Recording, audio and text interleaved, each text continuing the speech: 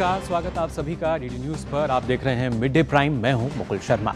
अगले 1 घंटे में हम आपको बताएंगे देश भर की बड़ी खबरों की दुनिया भर में कौन सी खबरें रहीं, जिस पर सबकी नजर, क्या चल रहा है खेल और अर्थ जगत में। इसके अलावा कुछ झलकें फिल्म, कला और संस्कृति के क्षेत्र की भी। लेकिन सबसे पहले नजर डालते हैं बड़ी खबरों पर। वाइब्रेंट गुजरात ग्लोबल समिट का दूसरा दिन आज। वित्त मंत्री निर्मला सीतारमण ने कहा, प्रधानमंत्री के दृष्टिकोण से अंतर्राष्ट्रीय वित्तीय सेवा केंद्रों को मिल रही है मजबूती।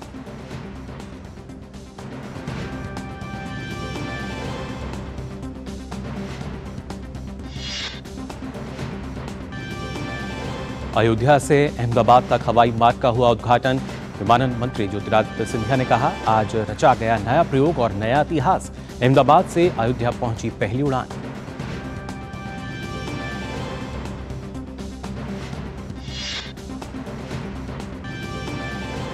स्वच्छ सर्वेक्षण पुरस्कार 2023 घोषित। लगातार 7वीं बार देश का सबसे स्वच्छ शहर बना इंदौर। साथ में सूरत भी रहा अव्वल।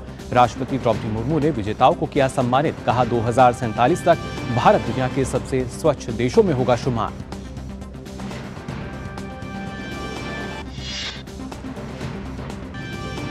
कांग्रेस के श्री राम मंदिर के प्राण प्रतिष्ठा समारोह में शामिल नहीं होने पर भाजपा का हमला। कहा, यह नेहरू की कांग्रेस है, गांधी की नहीं। राष्ट्र से जुड़े बड़े कार्यक्रमों से दूरी बना रही है कांग्रेस का देश की जनता कर रही है सत्ता से बहिष्कार।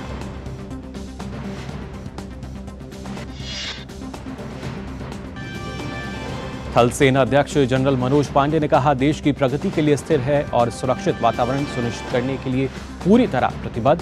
सीमा पर स्थिति सामान्य, लेकिन सेना किसी भी स्थिति से निपटने के लिए तैयार।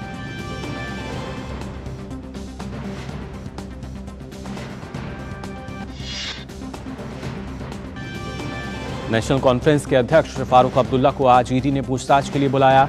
जम्मू कश्मीर क्रिकेट संघ में हुई गड़बड़ी की जांच के सिलसिले में किया गया तलब।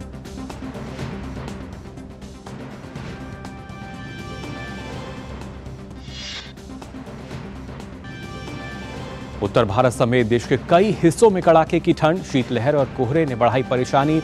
दिल्ली में पारा 6 डिग्री सेल्सियस से भी नीचे। राजस्थान के सीकर में 0 से नीचे गया तापमान।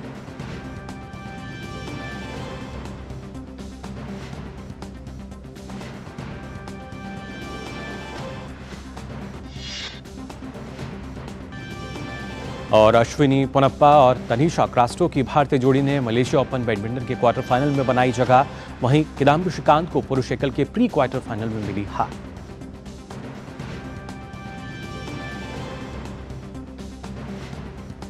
और आइए सबसे पहले नजर डाल लेते हैं बड़ी खबरों पर।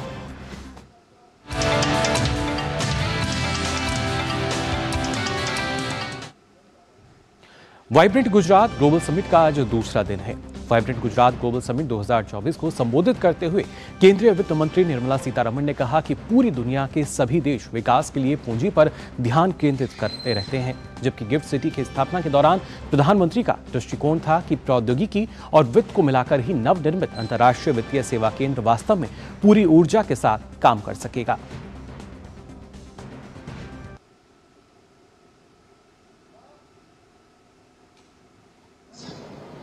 That all financial hubs, or let us say the special economic zones for financial purposes set up over the centuries across the world, looked at capital as the first concern. So the capital aspect dominated most of these financial special economic zones. This observation was made before the Prime Minister yesterday, which has that distinction, unique distinction, that it has looked at finance together with technology. Even at the time of conceptualizing Gift City, the Honorable Prime Minister has had the vision that without fusing technology and finance, the newly created International Financial Services Center is not going to be really coming out with full energy. वहीं केंद्रीय मंत्री धर्मेंद्र प्रधान ने आज vibrant Gujarat global summit में भविष्य के लिए कार्यबल का निर्माण, उद्योग 4.0 के लिए कौशल का विकास विषय पर सेमिनार में उद्घाटन भाषण दिया। इस अवसर पर धर्मेंद्र प्रधान ने भारत के स्टार्टअप कल्चर को विश्व का बेस्ट कल्चर बताया। उन्होंने कहा कि पिछले 9 सालों में स्टार्टअप में जबरदस्त वृद्धि दर्ज की गई है। केंद्रीय मंत्री धर्मेंद्र प्रधान ने कहा कि भारत तेजी से दुनिया का विनिर्माण केंद्र बनने की तैयारी कर रहा है। इसके लिए बेहतर बाजार पहुंच और गुणवत्तापूर्ण कार्यबल की आवश्यकता है। We take pride in our startup culture, which is taking firm root in India. Friends, in 2014, there are around 350 startups. But now, in 2023, due to Honorable Prime Minister's vision and drive, the number has risen manifold to 1.2 lakhs. There has been more than 300 times rise in the just 9 years. With 100 plus unicorns, India is the third largest startup ecosystem in the world. Honorable Prime Minister has said, well, startups are changing the rules of the game. That's why I believe startups are going to be the backbone of New India. साथ ही vibrant Gujarat global summit में केंद्रीय rail मंत्री अश्विनी वैष्णव ने कहा, bullet train project पर बहुत तेजी से काम चल रहा है। 270 किलोमीटर का काम पूरा हो चुका है और 2026 में पहली बुलेट ट्रेन सूरत से बिलीमोरा के बीच चलने की पूरी तैयारी में है। सेमीकंडक्टर इंडस्ट्री में कंटिन्यूअसली रिसर्च करना पड़ता है, कंटिन्यूअसली नई से नई चीजों को देखना पड़ता है, ढूंढना पड़ता है, वैलिडेट करना पड़ता है। तो इसके लिए एक सेंटर ऑफ एक्सीलेंस खोला जाना चाहिए। मैं रिक्वेस्ट करता हूं कि आईआईटी गांधीनगर में सेमीकंडक्टर का सेंटर ऑफ एक्सीलेंस खोलें। We will put in whatever resources are required to be put in. आप उसमें नॉलेज पार्टनर बनिए और साथ में जिन लोगों को भी ला सकते हैं उन लोगों को लेके आइए, so that we can create an ecosystem for R&D, for validating new ideas and for taking the entire journey to a next level. और आइए अब नजर डालते हैं अन्य राष्ट्रीय खबरों पर।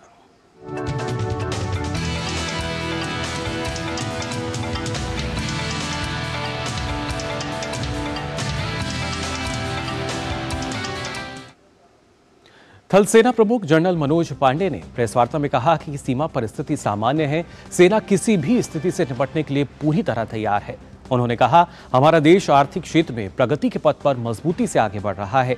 हम अपने देश की प्रगति में मदद करने के लिए आंतरिक और बाहरी दोनों तरह से एक स्थिर और सुरक्षित वातावरण सुनिश्चित करने के लिए पूरी तरीके से प्रतिबद्ध हैं।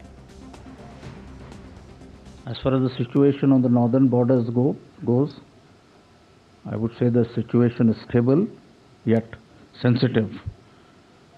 We continue to talk both at the military level as well as the diplomatic level as per the established protocols and procedures to find resolution to the balance issues which remain. Our operational preparedness in this areas continues to be of a very high level, and our deployment is both robust as well as balanced. While we continue to maintain adequate reserves in all these areas to be able to deal with any contingency that may arise effectively. Delhi स्थित भारत मंडपम में आज स्वच्छता सर्वेक्षण awards के 8वें संस्करण का आयोजन किया गया। राष्ट्रपति द्रौपदी मुर्मू ने राष्ट्रीय कार्यक्रम में स्वच्छ सर्वेक्षण के विजेताओं को सम्मानित किया। साल 2016 में 73 प्रमुख शहरों के मूल्यांकन के साथ शुरू हुए इस स्वच्छ सर्वेक्षण के वर्तमान संस्करण में 4,477 शहर शामिल हुए। इंदौर ने लगातार 7वीं बार स्वच्छता का ताज अपने पास बरकरार रखा। समारोह में राष्ट्रपति द्रौपदी मुर्मू से मध्य प्रदेश के मुख्यमंत्री डॉक्टर मोहन यादव ने पुरस्कार प्राप्त किया। वहीं सूरत को भी संयुक्त रूप से पहला पुरस्कार मिला है। महाराष्ट्र का नवी मुंबई तीसरे स्थान पर रहा। वहीं 1 लाख से कम आबादी वाले शहरों में महाराष्ट्र का ससवड पहले, छत्तीसगढ़ का पाटन दूसरे और महाराष्ट्र का लोनावला तीसरे स्थान पर रहा। इसके अलावा गंगा किनारे बसे सबसे साफ शहरों में वाराणसी पहले और प्रयागराज दूसरे स्थान पर रहे। कार्यक्रम को संबोधित करते हुए राष्ट्रपति ने कहा कि स्वच्छता अभियान को जन आंदोलन बनाने में केंद्र सरकार और राज्य सरकारों की अहम भूमिका रही है। जन आंदोलन का रूप देने में केंद्र सरकार, राज्य सरकारों, विभिन्न संगठनों, जागरूक नागरिकों और सबसे बढ़कर हमारे सफाई मित्रों ने निष्ठापूर्वक योगदान दिया है। ये पूरी देश के लिए गर्व की बात है कि पिछले गांधी जयंती के एक दिन पहले यानी 1 अक्टूबर के दिन प्रधानमंत्री जी की प्रेरणा से करोड़ों देशवासियों ने स्वच्छता के लिए श्रमदान करते हुए 1 तारीख 1 घंटा एक साथ कार्यक्रम को सफल बनाया है। इस दौरान राष्ट्रपति द्रौपदी मुर्मू ने कहा कि सफाई मित्र स्वच्छता अभियान के कर्णधार हैं। उन्होंने कहा कि सतत विकास के लिए रिड्यूस, रीयूज और रिसाइकल जैसी पद्धतियां सहायक सिद्ध हो रही हैं। अत्यंत सराहनीय है कि स्वच्छ भारत मिशन के दूसरे चरण में सर्कुलरिटी इन वेस्ट मैनेजमेंट पर जोर दिया जा रहा है। अधिक से अधिक वस्तुओं को रिसाइकल और रीयूज करने की सर्कुलर इकोनॉमी की पद्धतियाँ सस्टेनेबल डेवलप के लिए सहायक सिद्ध हो रही है। वेस्ट मैनेजमेंट के क्षेत्र में भी ऐसा प्रणाली अत्यंत उपयोगी सिद्ध होगी। रक्षा मंत्री राजनाथ सिंह ने कहा है कि भारत की रणनीतिक शक्ति के रूप में उभरने के कारण भारत के प्रति चीन के रवैये में अत्यधिक परिवर्तन हुआ है। रक्षा मंत्री ने चीन सरकार नियंत्रित ग्लोबल टाइम्स में प्रकाशित हाल के लेख के संदर्भ में ये बात कही, जिसमें भारत की विकास गाथा और इसकी बढ़ती वैश्विक हैसियत की सराहना की गई है। लंदन में इंडिया हाउस में स्वागत समारोह में राजनाथ सिंह ने कहा कि ऐसा लगता है कि चीन सरकार हमारी आर्थिक और विदेश नीतियों के साथ साथ हमारे बदलते रणनीतिक हितों को भी अब स्वीकार कर रही है। चाइना में भारत के बारे में जो एक परसेप्शन पहले था, उसमें एक ड्रास्टिक चेंज आ रहा है, बहुत बड़ा बदलाव है। चाइना गवर्नमेंट भी ये मानती है कि भारत में इकोनॉमिक और जो स्ट्रेटेजिक जो चेंजेस आए हैं, उसके कारण भारत अब इकोनॉमिक और स्ट्रेटेजिक पावर बन गया है। यह चाइना भी स्वीकार करता है। यह चाइना के रहने वाले एक राइटर ने ग्लोबल टाइम्स में लिखा है, जो कि जो है चाइनीज गवर्नमेंट का ये बहुत ही पेपर है। और मीडिया प्राइम में वक्त हो चला एक छोटे से ब्रेक का। आप बने रहिए, डीडी न्यूज पर जल्द लौटेंगे। हो बिजनेस बढ़ाना, गुड़िया को पढ़ाना या मिसेस के साथ वेकेशन, लो मुथूट फाइनेंस गोल्ड लोन। भरोसा इंडिया का, भरोसा इंडिया का। मुथूट फाइनेंस, भारत का नंबर 1 सबसे भरोसेमंद financial services brand. Gold loan के लिए अभी कॉल करें 1-800-313-1212। दादी, आज भी आपकी चाय की दुकान बंद थी? 1 महीने से बीमार हूँ, काम बंद और इलाज का खर्चा अलग। आयुष्मान कार्ड नहीं बनवाया?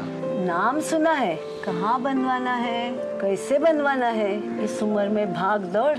कार्ड अभी बन जाएगा। आयुष्मान ऐप पर जाकर अपना या परिवार के सदस्य का नाम लाभार्थी सूची में ढूंढें, आधार OTP या फेस ऑथ द्वारा ऑथेंटिकेट करें, डिटेल्स भरें, अब मोबाइल से फोटो खींचकर अपलोड करें। बन गया। अब ठीक होकर अपने हाथ की चाय पिला दो। और एक प्रकार से PM जय अब गरीबों की जय बन गई है। 5 लाख तक के मुफ्त उपचार की गारंटी, स्वास्थ्य का वरदान Ayushman. Sir, berry pulao try करो, मस्त है। कैसा है? अरे उसको काहे को घूरता है? टिप्स इग्नोर करने का, अपना दिमाग लगाकर ऑर्डर देने का। मार्केट का स्टॉक टिप्स बहुत लोग देता है, डेंजरस हो सकता है। कंपनी और रिस्क पूरा समझने का, फिर इन्वेस्ट करने का। समझ कर इन्वेस्ट कर। मोदी सरकार की गारंटी, हर घर पहुंचेगा नल से जल। अब तक 13.5 करोड़ से अधिक नल कनेक्शन। हमारा संकल्प विकसित भारत। हेलो बेटा। मिस्टर विकास के साथ कौन है? बस बेटा थोड़ी देर और। वो मिस्टर विकास की फाइल आप पॉलिसी बाजार। मैम, आपका हेल्थ इंश्योरेंस क्लेम अप्रूव हो गया है, अब आप सर को घर ले जा सकती हैं। क्लेम के टाइम पे हमेशा आपकी हेल्प को तैयार। पॉलिसी बाजार, 1 करोड़ का हेल्थ इंश्योरेंस सिर्फ 390 रुपए महीने से शुरू।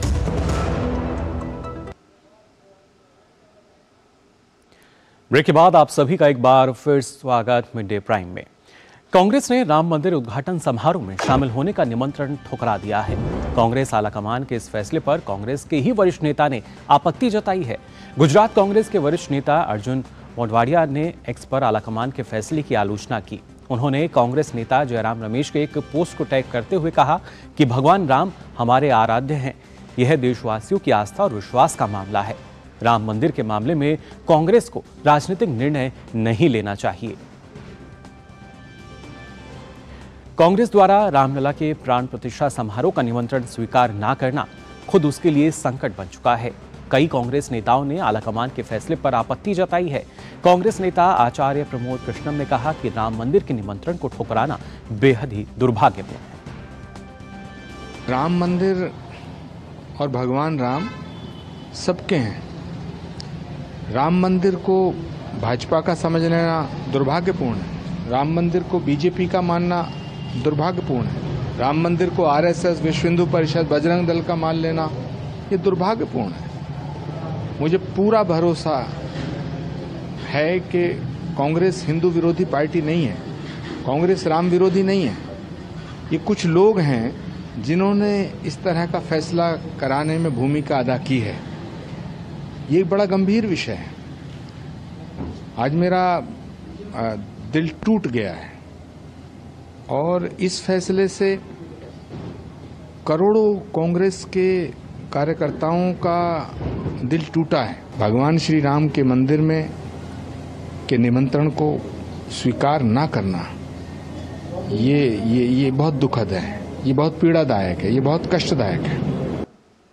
तो कांग्रेस के नेता ही पार्टी के फैसले को दुर्भाग्यपूर्ण और कष्टदायक बता रहे हैं। दरअसल अयोध्या में श्री राम मंदिर का न्योता ठुकराने पर भारतीय जनता पार्टी ने भी कांग्रेस को आड़े हाथों लिया है। भाजपा प्रवक्ता सुधांशु त्रिवेदी ने कहा कि कांग्रेस को हर फैसला ठुकराने की आदत है। अभी हाल में आपने देखा, चंद महीने पहले की बात है, पिछले वर्ष की, नई संसद भवन के उद्घाटन का बहिष्कार किया। भाई, नई संसद भवन 150 वर्षों तक चलेगी, इसका भारतीय जनता पार्टी अथवा प्रधानमंत्री श्री नरेंद्र मोदी जी से तो कोई मतलब नहीं है। उस ऐतिहासिक अवसर का बहिष्कार किया। जीएसटी लागू हुआ, भारत के कर संरचना में, टैक्स स्ट्रक्चर में ऐतिहासिक पैराडाइम शिफ्ट हुआ, उसका बहिष्कार किया।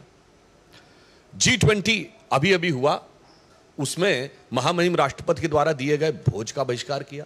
हमारे पूर्व राष्ट्रपति रामनाथ कोविंद जी और द्रौपदी मुर्मू जी के अभिभाषण का बहिष्कार किया।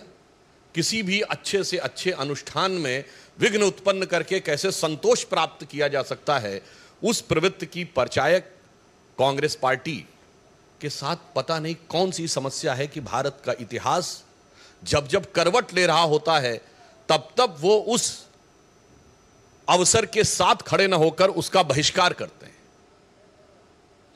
भाजपा प्रवक्ता ने कहा कि कांग्रेस ने अपनी आदत के अनुरूप श्री राम मंदिर का न्योता वोट के लिए ठुकराया।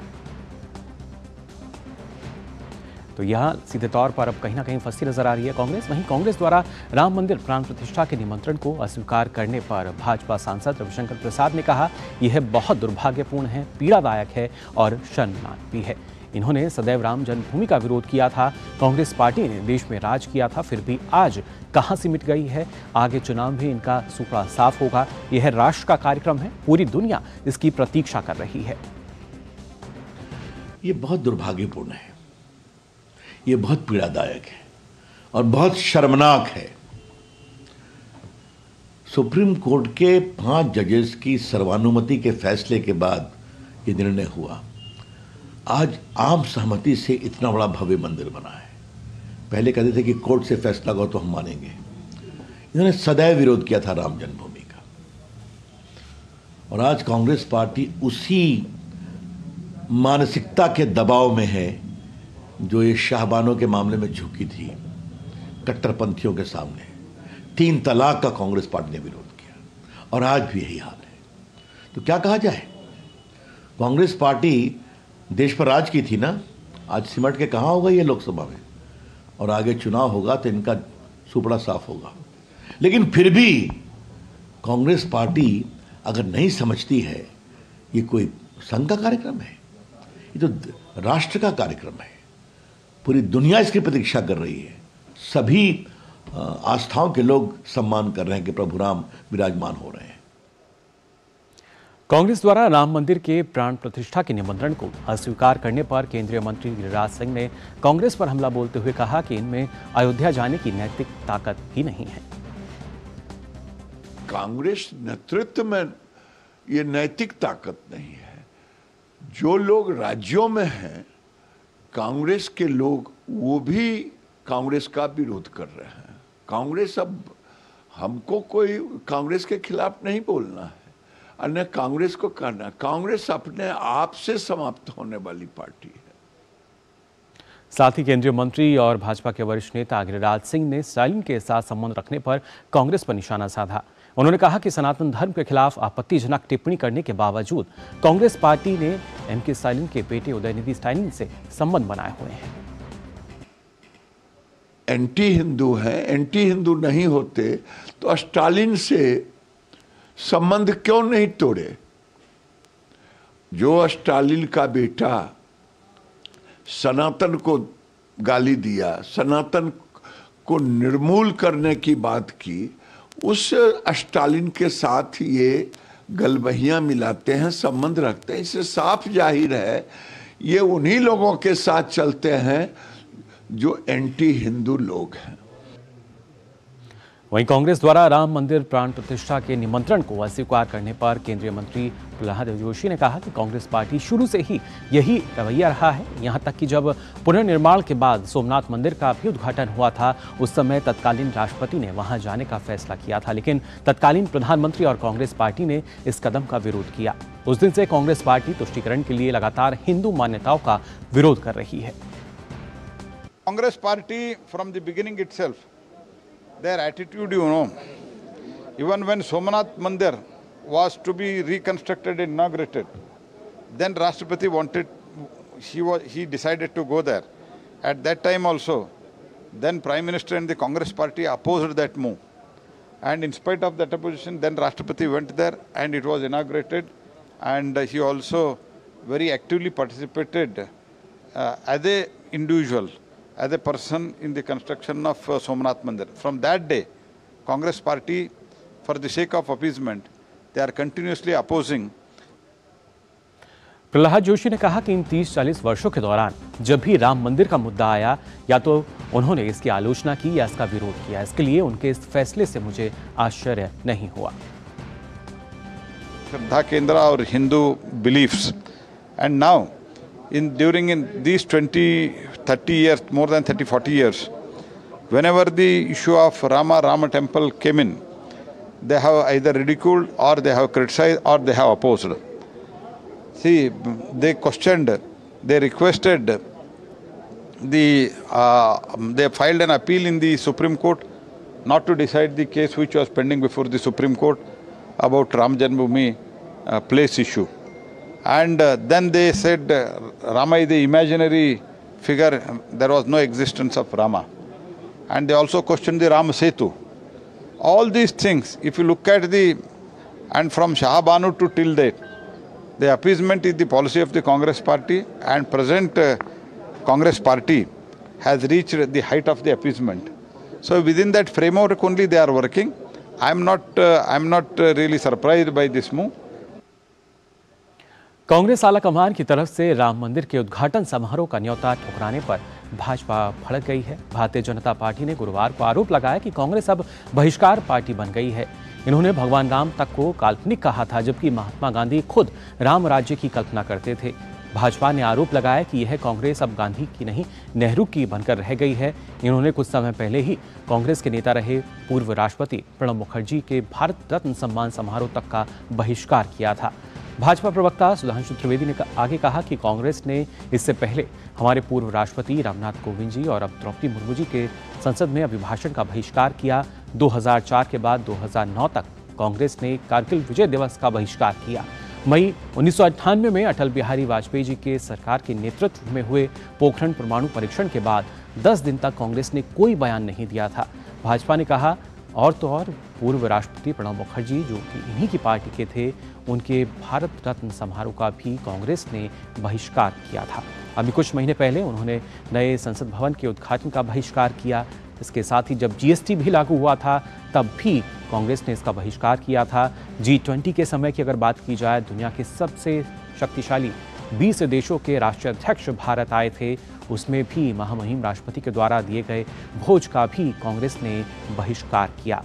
भाजपा प्रवक्ता ने आरोप लगाते हुए कहा कि किसी भी अच्छे से अच्छे अनुष्ठान में विघ्न उत्पन्न करके संतोष प्राप्त करने वाली प्रवृत्ति की परिचायक कांग्रेस के साथ पता नहीं कौन सी समस्या है।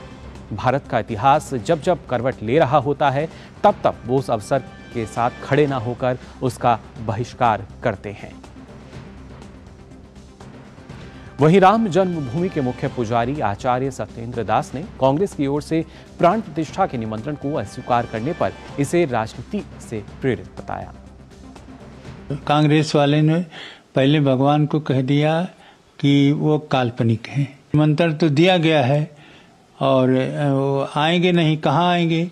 जिस राम के अस्तित्व नहीं है वो कहाँ आएंगे, किसको देखने आएंगे? इसलिए उनके जो बोलना है सब मिथ्या है, सब झूठा है और एक राजनीति से प्रेरित है, जिसकी राजनीति से प्रेरित होने के कारण से यहाँ राम के भक्ति में राम की प्राण प्रतिष्ठा उनकी कोई आवश्यकता नहीं। भाजपा अध्यक्ष जेपी नड्डा आज अरुणाचल प्रदेश के एक दिन के दौरे पर रहेंगे। भाजपा अध्यक्ष ईटानगर में पार्टी की राज्य कार्यकारिणी की बैठक में शामिल होंगे। वहीं दोपहर बाद भाजपा कोर कमेटी की बैठक की अध्यक्षता करेंगे। बैठक में आम चुनाव के अलावा राज्य में होने वाले विधानसभा चुनाव के लिए पार्टी की तैयारियों की समीक्षा करेंगे। और मिड डे प्राइम में वक्त हो चला एक और छोटे से ब्रेक का। जल्द हाजिर होंगे, आप बने रहिए डीडी न्यूज पर। मुथूट फाइनेंस, भारत का नंबर 1 सबसे भरोसेमंद financial services brand. Gold loan के लिए अभी कॉल करें 1-800-313-1212। हाय मॉम, फिर से शॉपिंग? बाबूजी, आपने इसे भी काट के रखा। लिमिट में करो तो कुछ बुरा नहीं होता है। बिना लिमिट शॉपिंग करेगी आपके कार्ड पे एड ऑन जो है। मैंने तो कार्ड पे लिमिट सेट कर दिया।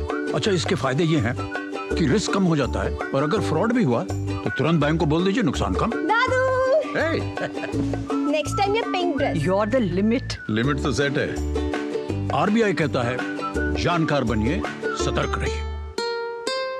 तुम्हें पता है इन्वेस्टर्स के लिए कि इन्वेस्टर प्रोटेक्शन फंड होता है IPF, लेकिन अगर तुम्हारा ट्रेड एक्सचेंज पर एग्जीक्यूट नहीं हुआ या फिर कोई गारंटीड रिटर्न्स वाली स्कीम है तो ये IPF आपकी मदद नहीं कर सकता है। और अगर आपका ब्रोकर ही डिफॉल्टर बन जाए तो फिर IPF आपको कॉम्पेंसेशन दिला सकता है। कहाँ से सीखा? NSE की साइट पर। सोचकर समझकर इन्वेस्ट कर। ब्रेक के बाद आप सभी का एक बार फिर स्वागत। और आइए अब मिड डे प्राइम में देखते हैं रामनगरी अयोध्या से जुड़ी कुछ खबरें।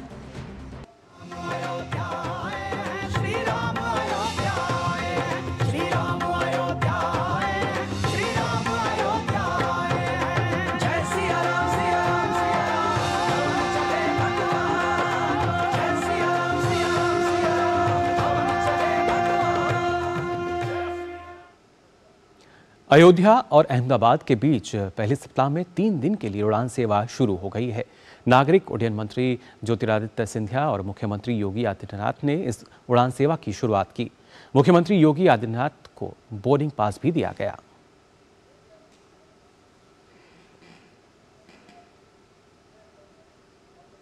नागरिक उड्डयन मंत्री ज्योतिरादित्य सिंधिया ने कहा कि इस उड़ान सेवा से पर्यटन को बढ़ावा मिलेगा। गुजरात की वाइब्रेंसी और अयोध्या की आध्यात्मिक वाइब्रेंसी और उत्तर प्रदेश की आध्यात्मिक वाइब्रेंसी का ये संगम इस फ्लाइट के द्वारा भी तय किया जाएगा। दोनों ही शहर, जहां एक तरफ प्रधानमंत्री जी के दिल के करीब दोनों राज्य हैं, वहां दोनों ही शहर एक मानक है भारत के समृद्ध इतिहास का, भारत के आकर्षण का, भारत की शक्ति का, भारत की संस्कृति का और भारत की सभ्यता की। और इसलिए आज इस फ्लाइट के आधार पर केवल 2 शहरों को नहीं जोड़ा जा रहा है, लेकिन इससे आर्थिक विकास की पहिया को गति दी जाएगी, पर्यटन की पहिए को गति दी जाएगी, धार्मिक क्षमता की पहिए को गति दी जाएगी और पूर्ण रूप से दोनों राज्यों के लोगों और श्रद्धालुओं को जोड़ने को भी एक नवीन गति दी जाएगी। वहीं मुख्यमंत्री योगी आदित्यनाथ ने इस उड़ान सेवा पर खुशी जताई। आदरणीय प्रधानमंत्री जी का, जिन्होंने उत्तर प्रदेश को चौथा इंटरनेशनल एयरपोर्ट के रूप में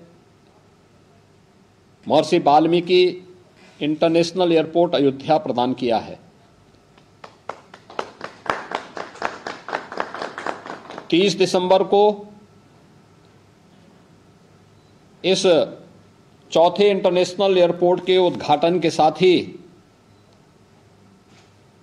अयोध्या दिल्ली के बीच में वायु सेवा प्रारंभ हुई और आज मेरे लिए अत्यंत प्रसन्नता का क्षण है कि अयोध्या से अहमदाबाद को जोड़ने के लिए एक नई वायु सेवा इंडिगो के द्वारा प्रारंभ की जा रही है। उत्तर प्रदेश सरकार के मुख्य सचिव दुर्गाशंकर मिश्र ने श्री राम प्राण प्रतिष्ठा समारोह के लिए सभी विभागों के अपर मुख्य सचिव और प्रमुख सचिवों को निर्देश जारी किए हैं। सभी विद्यालयों में 22 जनवरी को अवकाश घोषित करने और पूरे प्रदेश में शराब की दुकानों को बंद रखने का निर्देश दिया गया है। 16 जनवरी से 22 जनवरी तक मंदिर और देवस्थान में राम संकीर्तन कराए जाने का भी निर्देश दिया गया है। साथ ही 22 जनवरी को सायंकाल मंदिर, देवस्थान और घाट में दीपोत्सव की व्यवस्था के साथ साथ अयोध्या के सरयू घाट पर दीपोत्सव और आतिशबाजी की व्यवस्था किए जाने के लिए भी कहा गया है। सभी सरकारी इमारत, स्कूल और विद्यालय को रोशनी से सजाए और विभिन्न स्थानों पर कार्यक्रम के सजीव प्रसारण के लिए 50 LED की व्यवस्था और उत्तर प्रदेश के विभिन्न स्थानों पर राम मंदिर के प्राण प्रतिष्ठा के समारोह का सजीव प्रसारण के लिए व्यवस्था किए जाने के निर्देश भी दिए गए हैं। आर्थिक क्षेत्र में अयोध्या ने ऊंची छलांग लगाते हुए विभिन्न क्षेत्रों में 254 करोड़ रुपए का निर्यात किया है। वर्ष 2021 और 22 में 110 करोड़ का निर्यात हुआ था। 2022 और 23 में इसमें 150 की वृद्धि दर्ज की गई। केंद्रीय वाणिज्य एवं उद्योग मंत्रालय की ओर से जारी आंकड़ों के आधार पर इसे बड़ी उपलब्धि माना जा रहा है। कमिश्नर गौरव दयाल ने इसकी पुष्टि करते हुए कहा कि यह काल अयोध्या के सर्वांगीण विकास का है। चतुर्दिक विकास के साथ ही अयोध्या की आर्थिक क्षेत्र में भी उत्कृष्ट प्रगति हो रही है। 9 क्षेत्रों में जनपद से निर्यात के अपने पिछले सभी रिकॉर्ड तोड़ दिए हैं। जिन क्षेत्रों में भारी निर्यात हुआ है उनमें उपले हुए चावल में 2.76 करोड़ रुपए, बिटुमिनस कोयले में 90.61 करोड़ रुपए, वहीं भाप कोयला में 3.81 करोड़ रुपए और अन्य कोयला में 44 करोड़ रुपए निर्यात दर्ज हुआ है। वहीं अगर अन्य की बात की जाए तो आयुर्वेद पद्धति की दवाओं में 3.18 करोड़ रुपए, पोस्टर पेपर में 1.77 करोड़ रुपए, क्राफ्ट पेपर व पेपर बोर्ड में 44.02 करोड़ रुपए, क्राफ्ट पेपर और पेपर बोर्ड की अगर बात की जाए तो इसमें 48.56 करोड़ रुपए, वुड पल्प बोर्ड में 3.12 करोड़ रुपए और बेकरी मशीनरी में 3.24 करोड़ रुपए का निर्यात किया गया है। तो एक बड़ी छलांग जो है वो नजर आ रही है अयोध्या की अगर बात की जाए तो।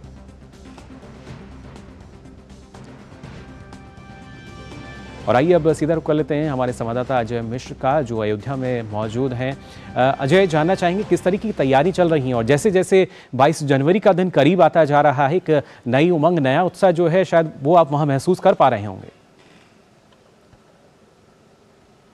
बिल्कुल सही कहा आपने। और जैसे कि कहते हैं ना कि अगर आपको गन्ने का स्वाद चखना है तो आपको खुद आना होगा और उसको अपने मुख में डालना होगा, तभी आपको पता चल पाएगा कि मिठास कितनी है। इसी तरह से मैं महसूस करूं और कितना भी आपको बताऊं कि यहाँ पे बहुत उत्साह है, लोग बेसब्री से इंतजार कर रहे हैं। आप जब अयोध्या की धरती पर कदम रखेंगे तभी आप यहाँ के वाइब्रेशंस को महसूस कर पाएंगे। ये बहुत अंदर की बात है, तो शब्दों से बयान मैं कर नहीं सकता हूँ कि तैयारियाँ क्या चल रही हैं, लेकिन नगर निगम की तरफ से 5000 से ज़्यादा सफाई कर्मचारी लगाए गए हैं अयोध्या को बिल्कुल क्लीन रखने के लिए। सॉलिड वेस्ट मैनेजमेंट का वर्ल्ड क्लास इंफ्रास्ट्रक्चर है। 1 से 1.5 लाख लोग अगर आते हैं और 70,000 लोगों के एक दिन में दर्शन करने की व्यवस्था होती है, तो जो तमाम गंदगी होगी मल निष्कासन के लिए बिल्कुल क्लीन करने के लिए वो जो तमाम उपाय किए जा रहे हैं। लगातार नगर निगम इस बात की कोशिश कर रहा है कि कैसे मुख्यमंत्री का जो आह्वान है कि अयोध्या को पूरी दुनिया का सुंदरतम शहर बनाया जाए, तो कैसे कोशिश की जा रही है। मेरे ख्याल से 50,000 से ज़्यादा पौधे मंगाए गए हैं। जो धर्म पथ है, भक्ति पथ है, दर्शन, नवीन दर्शन पथ मार्ग है, उन सब की सजावट के लिए म्यूरल्स लगाए गए हैं। दिवाली की शुरुआत कल से हो गई है, संतों की दिवाली की। जैसा कि आपने बताया कि जिस तरह से दीपोत्सव में 23 लाख से ज़्यादा दिए जलाने का रिकॉर्ड उत्तर प्रदेश ने बनाया पिछली दिवाली में, मुझे लगता है कि 22 जनवरी को वो सारे रिकॉर्ड ध्वस्त होने जा रहे हैं। और एक बार फिर से आप एक उल्लसित, एक उत्साहित अयोध्या का दर्शन कर पाएंगे जबरदस्त आतिशबाजी के बीच में उस शाम को भी। जी अजय, बिल्कुल। और खास तौर से क्योंकि उत्तर भारत के मौसम की अगर बात की जाए, ठंड का असर भी हम देख पा रहे हैं, लेकिन किसी भी तरह के जो कार्य हैं शायद वहां पे हमें रुकते हुए नजर नहीं आ रहे। बिल्कुल सही बात है। और कार्य इसलिए नहीं रुक रहे हैं क्योंकि दृढ़ इच्छा शक्ति है प्रशासन में और सभी को निर्देश दिए गए हैं कि आपको समय पर काम पूरा करना है। और सभी के अंदर एक अति उत्साह अपनी तरफ से, जिसको कहते हैं ना, आप सो मोटो आप खुद से काम करते हैं जी, तो आपके ऊपर कोई दबाव नहीं होता है, आप मन लगा करके उस भगवान राम के लिए काम करते हैं। ये भावना के साथ जब काम होता है तो जमीन पर उसका असर दिखाई देता है। मैं इस वक्त खड़ा हूं महर्षि वाल्मीकि एयरपोर्ट पे, आप मेरे पीछे देख रहे हैं, ये राष्ट्र का 86वां एयरपोर्ट है और उत्तर प्रदेश का चौथा इंटरनेशनल एयरपोर्ट है। देखिए किस तरह से सजा हुआ है और एक बहुत बड़ा प्रतीक है विकास का भी और विरासत का भी। और जैसा कि आपने बताया कि अहमदाबाद से आज उड़ान शुरू की गई है, अब दिल्ली, मुंबई, अहमदाबाद, अब अयोध्या से जुड़ चुके हैं, लेकिन 80 डेस्टिनेशंस को ये इंटरनेशनल एयरपोर्ट जुड़ने जा रहा है। और सोचिए कि $1 ट्रिलियन इकोनॉमी की कल्पना करता है उत्तर प्रदेश, जिसमें गोरखपुर अंतर्राष्ट्रीय हवाई अड्डा, उसके बाद अयोध्या में जो महर्षि वाल्मीकि अंतर्राष्ट्रीय हवाई अड्डा, उसके बाद अब लखनऊ में अंतर्राष्ट्रीय हवाई अड्डा और उसके साथ ही तैयारियां की जा रही हैं कि जो जेवर में एशिया का सबसे बड़ा हवाई अड्डा बनने की तैयारी है, जब वो बन करके तैयार होगा तो दिल्ली से कितना शिफ्ट होगा कारोबार और कितने यात्रियों को सुविधा मिलेगी, आप समझ सकते हैं। यहां पर भी जो इंटरनेशनल एयरपोर्ट बनाया गया उसका एक्सपेंशन इतना किया जाएगा कि यहां पर जो अभी यात्रियों की क्षमता है उससे 10 गुना तक यात्री अगर आए और आएंगे, इसका अंदाज, इसकी संभावना जताई जा रही है और उसके लिए तैयार किया जा रहा है। रनवे बड़े बनाए जाएंगे, A380 जंबो जेट जिसको कहते हैं, जो डबल डेकर विमान होते हैं, वो यहाँ पर लैंड करेंगे। कार्गो बहुत बड़े यहाँ पर उतरने की क्षमता है। एक्सपोर्ट्स में आपने बताया कि 130% का इजाफा हुआ है उत्तर प्रदेश के अयोध्या नगर से। तो अयोध्या को किस तरह से विकास के साथ भी जोड़ा जाए, एक नई अयोध्या का निर्माण जिसमें नया एयरपोर्ट, नया बस अड्डा, नया रेलवे स्टेशन बिल्कुल पास नजर आते हैं। बिल्कुल चौतरफा विकास जो है वो और 15 किलोमीटर आप अयोध्या धाम में अब नजर आ रहा है। त्रेता युग में लेकर के जाएंगे। बिल्कुल सही कहा आपने। जी बिल्कुल, बहुत बहुत शुक्रिया फिलहाल हमारे साथ जुड़ने के लिए। तो किस तरीके से देखिए अयोध्या में जो विकास है वो नजर आ रहा है हर एक क्षेत्र में। निर्यात की भी हमने आपको स्थिति बताई और हमारे जो संवाददाता थे वो भी बता रहे थे किस तरीके से लगातार जो विकास पथ पर अयोध्या है वो आगे बढ़ रही है और इस देश को भी आगे बढ़ा रही है। अयोध्या में जन्मभूमि पर प्रभु श्री राम के बाल रूप विग्रह के प्राण प्रतिष्ठा के दिन प्रसव के लिए गर्भवती महिलाओं को बेसब्री से इंतजार है। अस्पतालों में प्रसव के लिए महिलाएं 22 जनवरी का दिन चुन रही हैं। सरकारी और निजी चिकित्सालयों को मिलाकर 22 जनवरी को 250 से अधिक महिलाओं ने गर्भस्थ शिशुओं को जन्म लेने के लिए इच्छा जताई है। वहीं जिन गर्भवती महिलाओं के प्रसव की तिथि 22 जनवरी के आसपास है वह प्राण प्रतिष्ठा वाले दिन को चुन रही हैं ताकि प्राण प्रतिष्ठा वाले दिन ही उनके आंगन में किलकारी गूंजे। हम भी चाहते हैं कि जो है 22 जनवरी के दिन ही हमारी डिलीवरी हो, तो जो है भगवान राम या फिर कोई भी रूप में आए, कोई भी देवी देवता हो, तो जो है हमें खुशी है कि हमारा उसी दिन डिलीवरी हो। सब लोग बहुत खुश हैं कि जो है भगवान करे उसी दिन डिलीवरी हो। लखनऊ में वरिष्ठ स्त्री रोग विशेषज्ञ डॉक्टर कंचन मिश्रा ने बताया कि राम मंदिर प्राण प्रतिष्ठा के दिन प्रसव के लिए गर्भवती महिला रोगियों से कई अनुरोध प्राप्त हो रहे हैं। नॉर्मल सिनेरियो में क्या होता है, डिलीवरी पे तो हमारा कोई बहुत कंट्रोल नहीं होता है, क्योंकि डिलीवरी तो एक ऐसा प्रोसेस है कि उसमें जब पेशेंट को दर्द बढ़े या कोई इमरजेंसी हो तभी हम लोग करते हैं कि उसको डिलीवरी प्लान करना है या उसका सिजेरियन। लेकिन सिजेरियन में क्या होता है, हम 2 तरीके से सिजेरियन करते हैं। कुछ सिजेरियन होते हैं जो इमरजेंसी सिचुएशन में किए जाते हैं कि देन एंड देयर कोई ऐसी परिस्थिति आई जिसकी वजह से हमें ऑपरेशन करना पड़ा। लेकिन कुछ सिजेरियन ऐसे होते हैं जिनको हम लोग पहले से प्लान करते हैं, इसलिए उनको इलेक्टिव सिजेरियन कहते हैं, जिसमें कि हमें पता होता है कि इस पेशेंट में हमें सिजेरियन करना ही है। एंड उन पेशेंट्स में ऐसी 2-4 लोगों ने हमारे पास आए हैं जो चाह रहे हैं कि चूंकि उस समय मुहूर्त बहुत अच्छा है तो हमारा बच्चा उस समय पे लोक बंधु में हो जाए। तो हम लोग कोशिश करेंगे, अगर उनका ड्यू डेट है और उनके फीस बाकी रिपोर्ट्स ओके हैं, सब कुछ ठीक है, तो हम कुछ पेशेंट्स का कर भी सकते हैं उस समय पे। प्लस उनके ब्लड टेस्ट वगैरह करा रहे हैं और चीजें सब कुछ ठीक रहती हैं, बच्चे की मैच्योरिटी सही हो जाती है एंड बिल्कुल बाकी patient fit for the surgery है, तो we can plan elective things for such patients. आगामी 22 जनवरी को अयोध्या में राम मंदिर के प्राण प्रतिष्ठा समारोह के मद्देनजर अमेरिका के ह्यूस्टन में भारतवंशियों ने कल विशालकाय रैली निकाली। ह्यूस्टन स्थित श्री मीनाक्षी मंदिर पर जुगल मालिनी ने हरी झंडी दिखाकर कार रैली को रवाना किया। राम मंदिर, भारतीय ध्वज और अमेरिकी ध्वज के भगवा बैनरों के साथ 500 से अधिक उत्साही सवारों ने 216 कारों की 3 मील लंबी रैली में प्रतिभाग किया। रैली के दौरान जय श्री राम के भजन और नारे गूंजे। एक ही नारा, एक ही नाम, जय श्री राम, जय श्री राम, एक ही नारा, एक ही नाम, जय श्री राम, जय श्री राम, एक ही नारा। 22 जनवरी को रामनगरी अयोध्या में प्राण प्रतिष्ठा समारोह को लेकर सिर्फ देश में नहीं बल्कि दुनिया भर के हिंदुओं में भी जबरदस्त उत्साह है। अमेरिका में भारत के राजदूत तरनजीत सिंह संधू वॉशिंगटन डीसी स्थित यूएस कैपिटल हिल में आयोजित रामायण एशिया एंड बियॉन्ड कार्यक्रम में शामिल हुए। इस मौके पर संधू ने कहा कि रामायण विभिन्न भौगोलिक क्षेत्रों के बीच एक पुल के रूप में, एक माध्यम के रूप में काम करता है। Ramayan is also a bridge across geographies. Stories from the epic are well known in many countries across Indo-Pacific, from Cambodia to Indonesia, from Thailand to Laos. The epic has been reimagined, retold, included in the artistic, literary and religious traditions of various societies, incorporating their unique cultural nuances. I think it means a lot. It's historic, and it's a pride for every Indian to see that temple built. I have seen pictures of it, and they are spectacular. Through Ramayana and the epic, we bring people together. This is a cultural bond that we have it with like-minded people. Jammu Kashmir के श्रीनगर में शीतलहर का कहर जारी है। तापमान 0 से 5 degree नीचे जाने पर झील का पानी बर्फ बनना शुरू हो गया है। कड़ाके की ठंड से लोगों को राहत मिलती नजर फिलहाल नहीं आ रही है।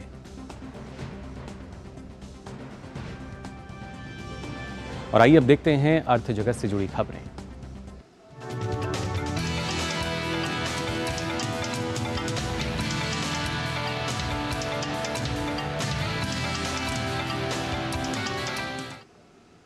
अंतर्राष्ट्रीय श्रम संगठन के ताजा अध्ययन के मुताबिक 2022 में लगातार दूसरे साल भारत में वास्तविक वेतन वृद्धि पॉजिटिव बनी हुई है। इससे कोविड-19 महामारी के बाद अर्थव्यवस्था में रिकवरी के संकेत मिलते हैं।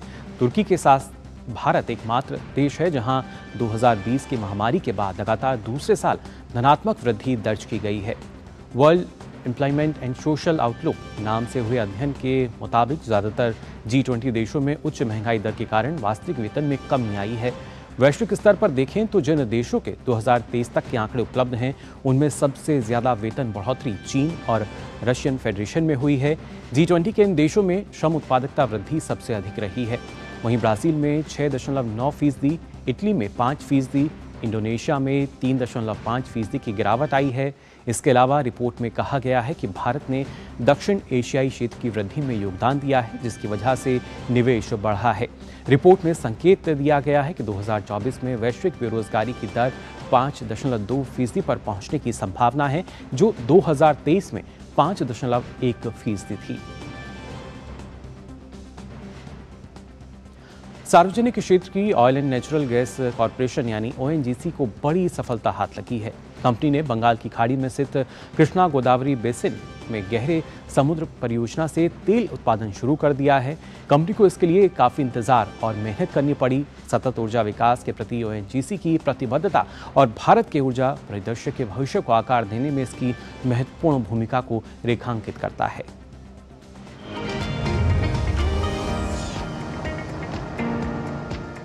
भारत को ऊर्जा के क्षेत्र में उल्लेखनीय प्रगति हासिल हुई है, जो उसे इस दिशा में आत्मनिर्भर बनाने में बड़ी भूमिका अदा करेगा। सरकारी company oil and natural gas corporation ने कृष्णा गोदावरी बेसिन में अपनी फ्लैगशिप गहरे पानी की परियोजना से पहली बार कच्चे तेल का उत्पादन शुरू कर दिया है। ONGC का मानना है कि इस उत्पादन के कारण उसे सालों के उत्पादन में गिरावट की ट्रेंड को पलटने में मदद मिलेगी।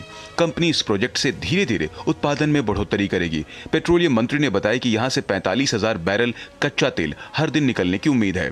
साथ ही 10 मिलियन क्यूबिक मीटर से ज्यादा प्राकृतिक गैस भी हर दिन यहां से निकल सकती है। ऊर्जा के मामले में देश को आत्मनिर्भर बनाने की दिशा में यह अहम साबित होगा। इस प्रोजेक्ट से देश के मौजूदा कुल तेल उत्पादन का 7% और प्राकृतिक गैस का भी 7% उत्पादन होगा।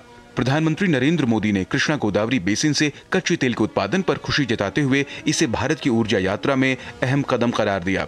सोशल मीडिया पर साझा किए एक पोस्ट में पीएम मोदी ने लिखा कि भारत की ऊर्जा यात्रा में यह एक अहम कदम है और इससे हमारे आत्मनिर्भर भारत मिशन को बढ़ावा मिलेगा। प्रधानमंत्री ने यह भी कहा कि इससे देश की अर्थव्यवस्था को भी फायदा मिलेगा। Bureau report, DD news.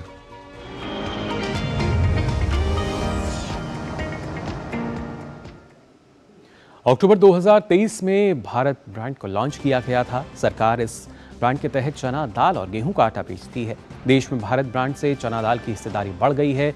Bharat brand के तहत खुदरा बाजार में बेची जा रही चना दाल घरेलू उपभोक्ताओं के बीच सबसे ज्यादा बिकने वाली ब्रांड बनकर उभरी है। इसने बाजार में उतारे जाने के 4 महीनों के अंदर ही 1/4 बाजार हिस्सेदारी हासिल कर ली है। उपभोक्ता मामलों के सचिव रोहित कुमार सिंह का कहना है कि किफायती होने की वजह से इस दाल को उपभोक्ता काफी पसंद कर रहे हैं। अक्टूबर में जारी की गई भारत ब्रांड चना दाल की कीमत 60 रुपये प्रति किलोग्राम है, जबकि दूसरे ब्रांड की दाल करीब 80 रुपये प्रति किलोग्राम मूल्य पर बाजार में मिलती हैं। रोहित कुमार सिंह ने कहा कि बाजार में उतारे जाने के बाद से करीब 2.28 लाख टन भारत ब्रांड चना दाल बेची जा चुकी है। और आइए खबरें देखते हैं खेल जगत से जुड़ी हुई।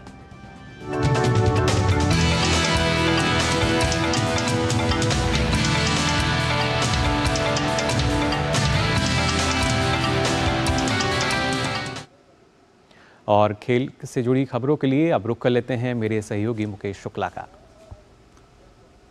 बहुत बहुत शुक्रिया मुकुल। और खेलों में सबसे पहले बात करेंगे इंडिया का आज मैच अफगानिस्तान के साथ। भारत और अफगानिस्तान के बीच 3 T20 मैच की सीरीज का पहला मैच आज मोहाली में खेला जाएगा। इस सीरीज में रोहित शर्मा और विराट कोहली लंबे समय बाद T20 फॉर्मेट में वापसी कर रहे हैं। वहीं ये सीरीज टीम इंडिया के लिए T20 विश्व कप के लिहाज से भी काफी अहम मानी जा रही है। भारत और अफगानिस्तान के बीच 3 T20 मैचों की सीरीज का पहला मुकाबला गुरुवार को मोहाली में खेला जाएगा। इस सीरीज में कप्तान रोहित शर्मा और पूर्व कप्तान विराट कोहली की लंबे समय बाद T20 में वापसी हो रही है। दोनों खिलाड़ी लंबे वक्त के बाद भारत के लिए इस फॉर्मेट में खेलते नजर आएंगे। टीम इंडिया के कप्तान रोहित शर्मा के आने से टीम में ओपनिंग के लिए एक स्थान तय हो गया है। हालांकि रोहित के जोड़ीदार के रूप में टीम के पास शुभमन गिल और यशस्वी जायसवाल के रूप में 2 दावेदार मौजूद होंगे। वहीं टीम इंडिया में युवा चेहरों को भी मौका दिया गया है। T20 फॉर्मेट में दोनों टीमों के रिकॉर्ड की बात करें तो इस फॉर्मेट में भारतीय टीम अफगान टीम के खिलाफ अजेय रही है। दोनों टीमों के बीच अब तक कुल 5 T20 मुकाबले खेले गए हैं, जिसमें भारत को 4 मुकाबलों में जीत मिली है, जबकि एक मैच बेनतीजा रहा है। आखिरी बार दोनों टीमें 2023 में खेले गए एशियाई खेलों में आमने सामने हुई थीं, जिसमें बारिश के चलते कोई परिणाम नहीं निकल सका था। भारत अफगानिस्तान के बीच मुकाबला T20 विश्व कप की तैयारियों को लेकर भी अहम है। T20 विश्व कप का आयोजन इसी साल जून में होना है।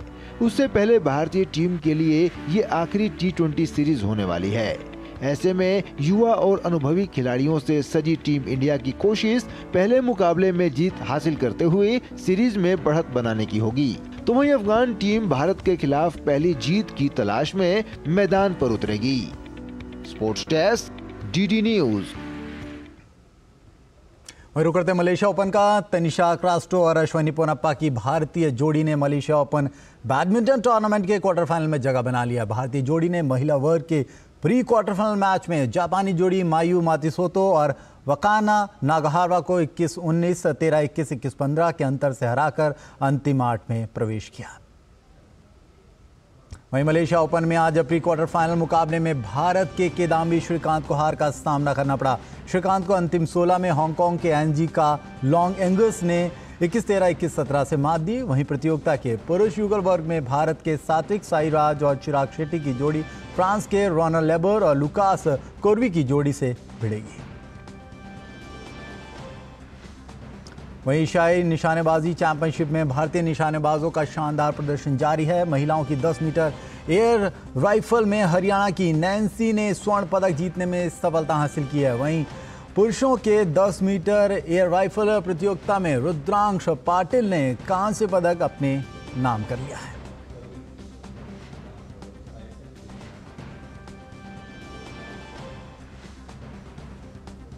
वहीं kho kho federation of India के अध्यक्ष सुधांशु मित्तल का कहना है कि खेलों को लेकर देश में जो जोश है उसमें प्रधानमंत्री का बड़ा योगदान है। उन्होंने कहा कि खिलाड़ियों को साई और खेल मंत्रालय की ओर से हर प्रकार की मदद दी जा रही है। वहीं भारतीय खेल भी इससे आगे बढ़ रहा है।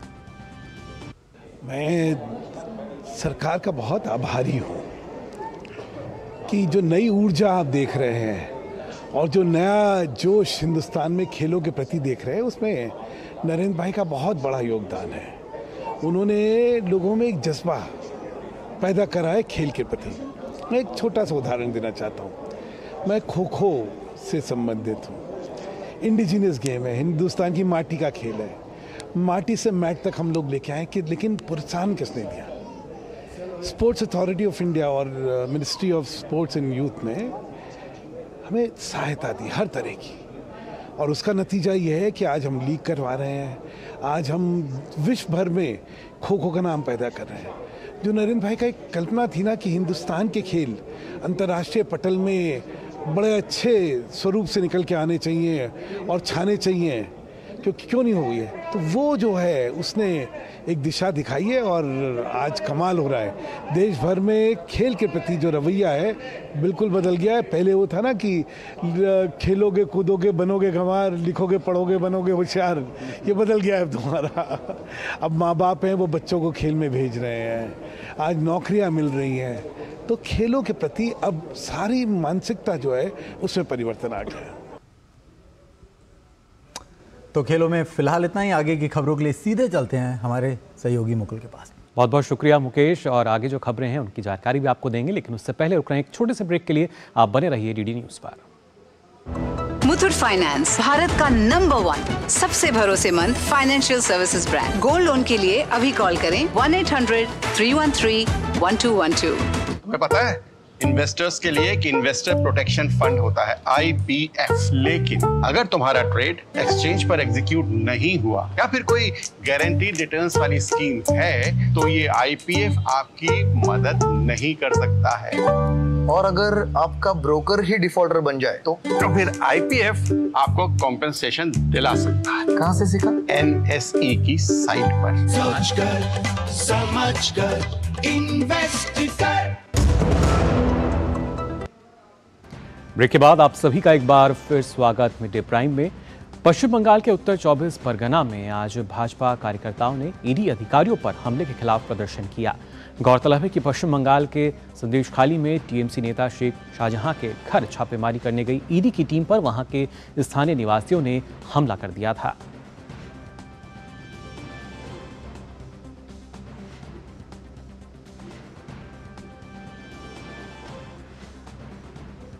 और अब बात उन खबरों की जो दुनिया भर में सुर्खियों में छाई हुई हैं।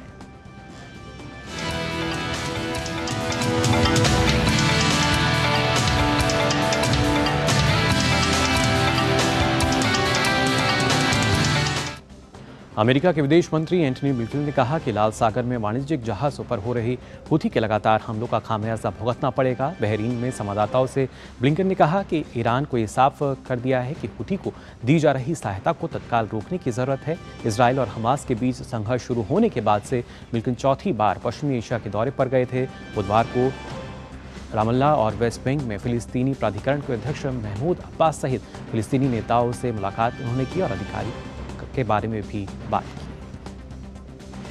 इक्वाडोर में पुलिस ने टीवी स्टूडियो में लाइव प्रसारण के दौरान घुसाए 13 लोगों को गिरफ्तार किया। इस मामले में अधिकारी इस बात की जांच कर रहे हैं कि हमलावरों को हमले के दौरान इस्तेमाल किए गए हथियार और विस्फोटक कैसे मिले। टीवी स्टूडियो के बाद में छानबीन के दौरान 3 प्रकार के विस्फोटक का पता चला, जिसमें स्टन बम, सैनिक ग्रेनेड और डायनामाइट की छड़ें शामिल थीं। राष्ट्रपति डेनियल नोबोआ ने जेल हिंसा को लेकर सोमवार को देश में 60 दिन के आपातकाल की घोषणा की थी। इसके बाद ये घटना सामने आई। तो आज के लिए मिड डे प्राइम में बस इतना ही, लेकिन देश और दुनिया की तमाम खबरों के लिए आप बने रहिए डीडी न्यूज पर। मुझे दीजिए अनुमति। नमस्कार।